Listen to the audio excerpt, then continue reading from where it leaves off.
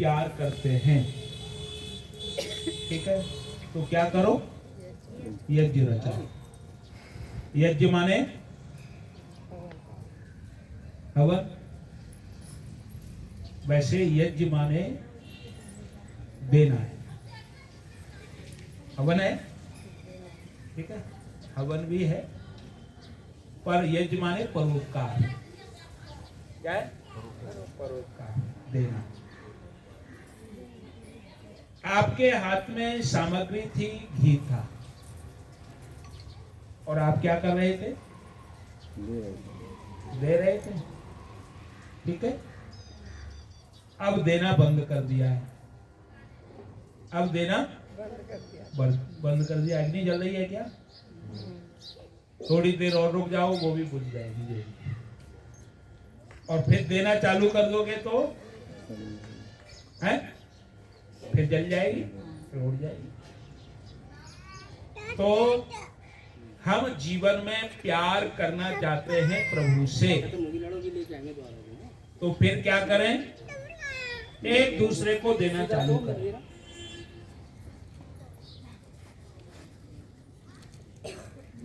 देखो, स्वाहा कर रहे थे ना, स्वाहा। स्वाहा का अर्थ क्या है मालूम है? स्वाहा का अर्थ आगरा वाले, ध्यान देना माताओं, आगरा वालों ने क्या, हम भी आगरा में ही है, और आगरा वाले इसलिए बोल रहा हूं कि अखबार में अमर उजाला आगरा से ही छपता है, और भी अखबार ज्यादातर आगरा से छपते हैं। क्या लिखा होता है? किसी की फैक्ट्री में आग लग गई, दुकान में आग लग गई, या घर में आग लग गई, तो क्या लिखते हैं? अमुक का घर जल के स्वाहा। तो क्या अर्थ है? स्वाहा का अर्थ उन्होंने क्या समझा? जलाना, जलना, ठीक है। पर ध्यान देना, स्वाहा का मोबाइल को रख दो थोड़ी देर के लिए, ठीक है। सत्संग में आए, कोई भी बेईमानी है, जो जिम्मेदारी ली है उस जिम्मेदारी को जो नहीं निभाता वो भी बेईमान है। इसलिए जो काम पहले लिया है उसको पहले कर लो, उसके बाद दूसरा काम करो। और मैंने तो इसलिए टोका है कि मुझे पाप न लग जाए। मैं तो भैया अपने को बचा रहा हूं, क्योंकि मुझे अभी आपने मुख्य बना दिया है, ठीक है। और मैं आपको उपदेश कर रहा हूं, जैसे बच्चों को शिष्य गुरु पढ़ाते हैं ना, ऐसे यदि बालक पढ़ नहीं रहा, ध्यान देना, बालक पढ़ नहीं रहा है तो इसमें दोष किसका है बताओ? टीचर का, शिक्षक का है, क्योंकि शिक्षक ने उसको सावधान नहीं किया है, तो पाप शिक्षक को लगेगा और उस बच्चे की जिंदगी खराब होगी, पढ़ेगा नहीं तो। ऐसे ही जो जिस स्तर पर है, मैं सारी बात कर रहा हूं, जो जिस स्तर पर है वो उस स्तर की जिम्मेदारी नहीं निभा रहा, तो ध्यान रख लेना वो पापी है। हमें परिवारों की जिम्मेदारी मिली है तो परिवार की जिम्मेदारी ठीक तरह से निभाएं, तो आप भगवान का भजन कर रहे हैं, क्योंकि ये जिम्मेदारी किसने दी है? भगवान ने दी है ना। इसलिए मैंने आपको टोक दिया, अच्छाई के टोको, क्या करो? टोको, और नहीं टोकोगे तो फिर वो ज्यादा ही गड़बड़ करते चले जाएंगे और फिर समाज आपके रहने लायक नहीं होगा। कहीं भी आपको गड़बड़ दिखाई देता है तो उसका विरोध करो, और यदि आप चुपचाप है ना और टोक नहीं रहे तो फिर आप भी पापी हैं। यदि शक्ति नहीं है तो उसमें सम्मिलित मत हो, विरोध तो करो, जाओ ही मत। यदि हमारी उतनी शक्ति नहीं है, कोई जबरदस्ती है, बलवान है और हमारे टोकने से वो रुकेगा नहीं, तो आप उसका पक्ष मत लो, ठीक है, शून्य हो जाओ। तो खैर, मैं जो बात कर रहा था, क्या अमर उजाला में स्वाहा, स्वाहा का अर्थ क्या समझा लोगों ने? जलाना। पर ध्यान रख लेना, स्वाहा का अर्थ जलाना नहीं है। स्वाहा आते को समर्पित कर देते थे, और जैसे समर्पित करते थे अग्नि बढ़ जाती। अब देना बंद कर दिया है तो अग्नि बंद हो गई है। ये स्वाहा हवन का क्या है मालूम है? स्वाहा हवन का प्राण है। क्या है? स्वाहा हवन का प्राण है। ऐसे ही परिवार का प्राण क्या है मालूम है? परिवार का प्राण क्या है? तो मैं आपको कहूं परिवार का भी प्राण स्वाहा है। क्या है? स्वाहा है। जैसे अग्नि को दे रहे थे ऐसे परिवार में भी एक दूसरे को दो। क्या करो? एक दूसरे को दो। क्या दो? क्या दो? तो उत्तर यह है एक दूसरे को, हाँ सामग्री देनी है, सामग्री, ठीक है। तो क्या वो भी आपस में दी जाती है, वो भी सामग्री है, ये भी सामग्री है। क्या मतलब? क्या दो? तो उत्तर ये जो रिटर्न में चाहते हो। सामने वालों को क्या दो? कौन सा सामान दो? जो आप रिटर्न में चाहते हो। इसमें घी और सामग्री दी, क्या मिली? खुशबू, सुगंधी। अच्छा मिर्च डाल देते तो कोई भाग जाए हैं? चाहते हैं क्या भस? कोई नहीं चाहता। जब भस नहीं चाहते तो भस वाली वस्तु मत दो। ऐसे ही परिवार में, समाज में जो आप चाहते हैं वही दो। पति पत्नी आपस में एक दूसरे को क्या दें? जो रिटर्न में चाहते हैं। भाई भाई आपस में क्या? परिवार में, समाज में, पड़ोस में क्या दें? जो स्वयं चाहते हैं। अच्छा ये बताओ माताओ, आप में से ऐसी कौन सी माँ है जो अपनी बेटी को ससुराल में नौकरानी देखना चाहती है? है? हाथ खड़ा करो। मेरी बेटी नौकरानी रहे घर में, ससुराल में। अच्छा ऐसे कौन से हैं जो अपनी बेटी को रानी देखना चाहते हैं?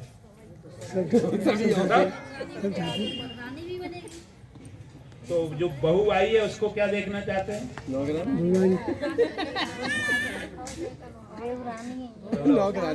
रानी है। सारे लोग अपनी बेटियों को रानी देखना चाहते हैं और बहू को नौकरानी।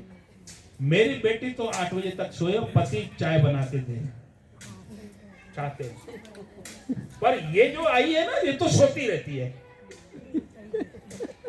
ये चाय बना के देती नहीं। ध्यान रख लेना, जैसा आप अपनी बेटी के साथ चाहते हैं वैसा ही बहू के साथ कीजिए। इसका अर्थ है स्वाहा। क्या है? स्वाहा। कौन अपनी बहन को बेइज्जत देखना चाहता है? चाहता है कोई? तो फिर जिसकी बहन को लाए पत्नी बना करके उसको क्यों बेइज्जत करते हैं? हैं?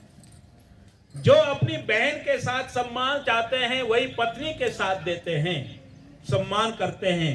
आपका घर मालूम है वो देव स्थान है। फिर वहां मंदिर में जाने की जरूरत नहीं पड़ेगी आपको, आपका घर ही मंदिर बन जाएगा। मन चंगा कटौती में गंगा। यदि मन आपका पवित्र है, अंदर बाहर एक सा है, जैसा चाहते हैं वैसा ही करते हैं, तो आपके घर में ही गंगा बह रही है। ध्यान रख लेना।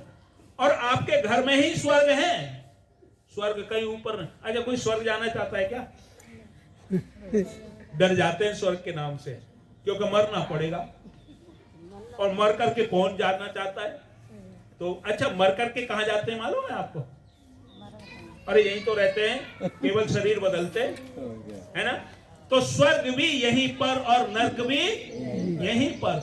जिस घर में पति पत्नी, पिता पुत्र, भाई भाई, बहन भाई, सारे लोग एक दूसरे का सम्मान करते हैं, प्यार करते हैं, ध्यान रख लेना वही स्वर्ग है, वही स्वाहा है, वही हवन है ना। और यही ईश्वर की पूजा है। ईश्वर की पूजा क्या है? ज्यादा नहीं बोलूंगा क्योंकि टाइम ज्यादा हो रहा है, लेट आरंभ किया है। और आप जब चाहेंगे ना दोबारा, तो दोबारा फिर आ जाएंगे। थोड़ा सा बढ़ा लें टाइम, कोई बात हुए थे प्रवचन करने वाले, ठीक है। कहां से? दिल्ली से, और मुझे भी बुलाया गया था, पर वो बाहर से आए थे तो विशेष काम उनको था, और थोड़ा सा समय मुझे भी मिला। और वो क्या कह रहे थे वो सुन लो, और मैंने क्या कहा वो भी सुन लो। वो कह रहे थे ये संसार झूठा है, ध्यान देना, शायद और भी कथाओं में आपने सुना हो। क्या कह रहे थे? ये संसार झूठा है और इस संसार के सारे रिश्ते झूठे हैं।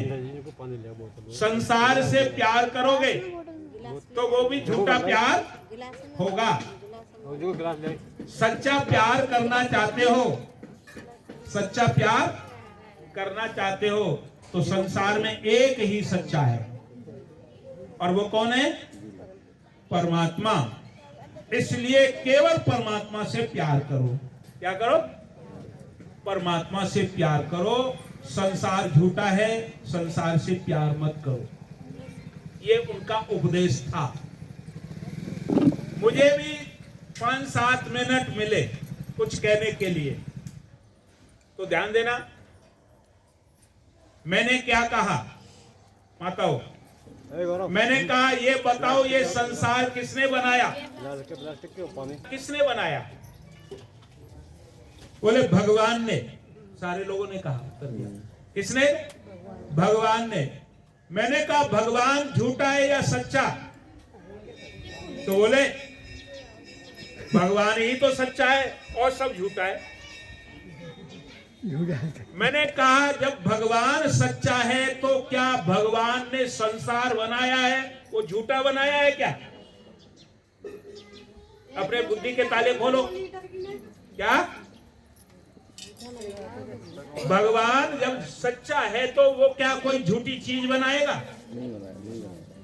ध्यान रख लेना, झूठे लोग झूठी चीज बनाते हैं और सच्चे लोग सच्ची चीज बनाते हैं। मैंने कहा ये संसार सच्चा है, ये संसार साधन है भगवान से प्यार करने का। ध्यान रख लेना। अच्छा भगवान किसी ने देखा है क्या? किसी ने देखा है? नहीं, किसी ने नहीं देखा। अच्छा मंदिर में जाते हैं वहां क्या है बताओ? मैं इसका वो नहीं कर रहा। आप वहां राम की मूर्ति है, कृष्ण की मूर्ति है, या जिसकी भी मूर्ति है, महान पुरुषों की मूर्ति है, सम्मानित है, आप जा सकते हैं, मैं उसके लिए नहीं कह रहा। पर ध्यान रख लेना ईश्वर की मूर्ति कोई बना नहीं सकता है जिसने सारा संसार बनाया है। और जब आपने देखा ही नहीं है तो कोरा प्यार करोगे? कैसे प्यार करोगे बताओ? है? इसलिए आप प्यार भगवान से कर नहीं सकते हो, पर मैं कहता हूं आप कर सकते हो। कैसे? अच्छा डायरेक्ट आप राष्ट्रपति से मिल जाएंगे क्या? नहीं मिल सकते। है जी? आप ऐसे चले जाओ और राष्ट्रपति से मिल जाओगे? कोई नहीं मिल सकता। अच्छा आपको मिलना है तो कैसे मिलोगे? पहले वहां के प्रतिनिधि से आपको विश्वास देना पड़ेगा, अपना विश्वास, ठीक है? उनको विश्वास में लाना पड़ेगा। जब आप पर वो विश्वास कर लेंगे आप मिलने योग्य हैं, तो वो व्यक्ति क्या करेगा? राष्ट्रपति से मिलाएगा। तो आप डायरेक्ट बिना प्रतिनिधि के राष्ट्रपति से नहीं मिल सकते। ऐसे भगवान से भी आप नहीं मिल सकते जब तक आप प्रतिनिधि को बीच में नहीं लाओगे। तो वो प्रतिनिधि कौन है? सबसे पहले माँ है। कौन है? माँ है, पिता है, चाचा ताया है, भाई है, पति पत्नी है। ध्यान रखना ये दोनों मिलने वाले हैं। और फिर आपसे नमस्ते करूं।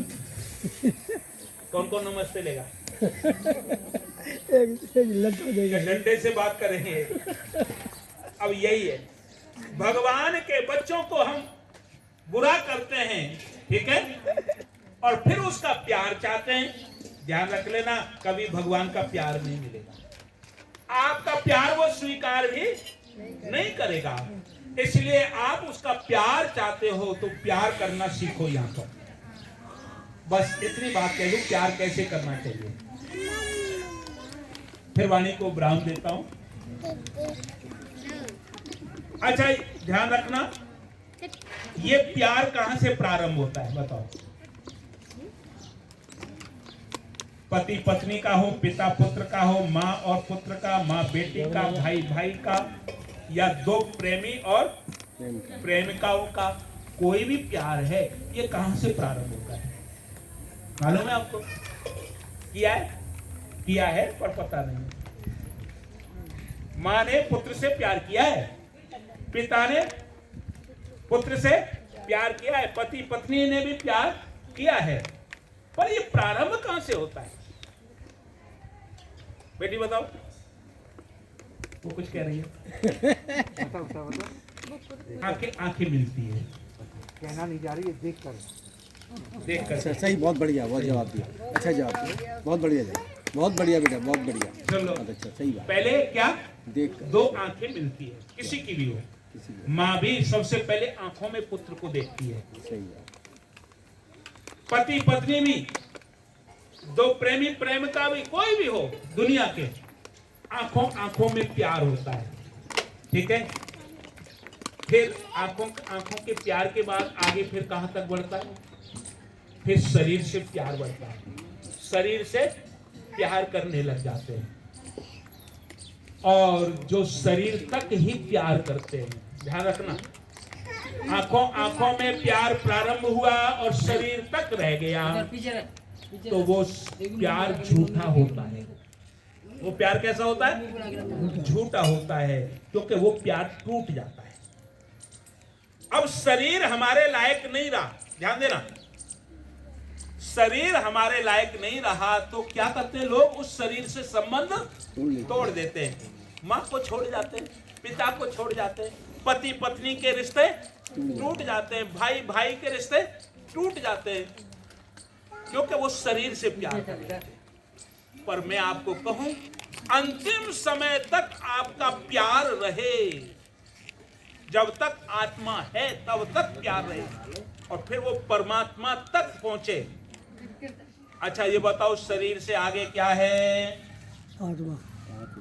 शरीर से आगे आत्मा है, तो आपका प्यार आत्मा की गहराइयों में उतर जाए, बातें नहीं करो, आपका प्यार आत्मा की गहराइयों में जब उतर जाएगा ना, तो ध्यान रख लेना, अंतिम श्वास तक आप जुड़े रहोगे। क्या?